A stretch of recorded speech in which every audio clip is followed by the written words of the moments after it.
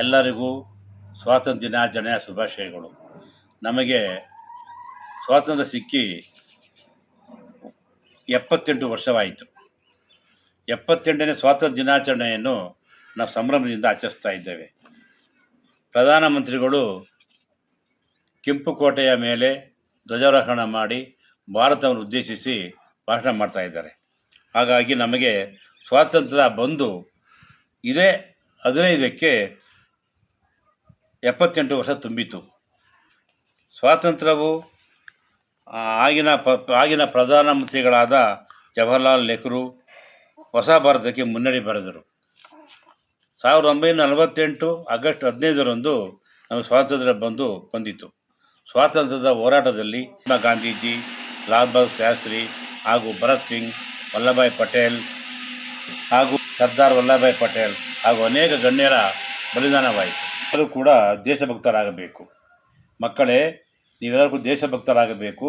ನೀವು ಕೂಡ ವಿದ್ಯಾವಂತರಾಗಬೇಕು. ದೇಶಕ್ಕೆ ನೀವೆಲ್ಲರೂ ಕೂಡ ಮಾದರಿ ಆಗಬೇಕು. ನೀವೆಲ್ಲರೂ ಕೂಡ ದೇಶಕ್ಕೆ ಮಾದರಿ ಆಗಬೇಕಾದ್ರೆ ನೀವು ವಿದ್ಯಾವಂತರಾಗಬೇಕು. ವಿದ್ಯೆನೇ ಮುನ್ನಡೆ. ಈಗ ನಮ್ಮ ಮುಖ್ಯಮಂತ್ರಿಗಳು ಸಿದ್ದರಾಮಯ್ಯನವರು ಹೇಳ್ತಾರೆ, ನಾನು ಎಲ್ ಬಿ ಮಾಡಬೇಕು ಅಂತ ಓದಬೇಕು ಅಂತ ಇಷ್ಟ ಇತ್ತು. ನಮ್ಮಪ್ಪ ಎಳೆ ಕುರಿಕಾಯಿ ಅಂತ ಹೇಳ್ತಕ್ಕಂಥ ಅನೇಕ ನಾನು ಸಂಭ್ರಮದಲ್ಲಿ ನಾನು ನೋಡ್ತಕ್ಕಂಥದ್ದು.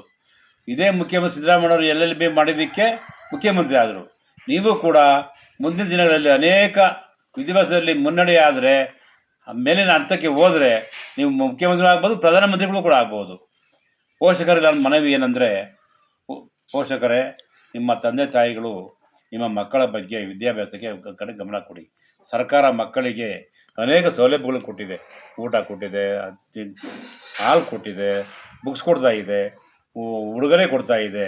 ಇದೆಲ್ಲನೂ ಕೂಡ ಉಪಯೋಗಿಸ್ಕೊಂಡು ಮಕ್ಕಳಿಗೆ ಯಾಕೆ ವಿದ್ಯಾಭ್ಯಾಸ ಕೊಡಬಾರ್ದು? ಮಕ್ಕಳೇ, ಹೇಳ್ತೀನಿ ಕೇಳಿ.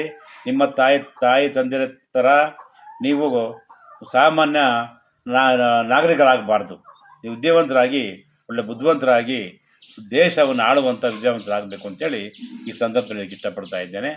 ಸ್ವಾತಂತ್ರ್ಯ ದಿನಾಚರಣೆಯ ಶುಭಾಶಯಗಳನ್ನು ಕೋರ್ತಾ ಇದ್ದೇನೆ.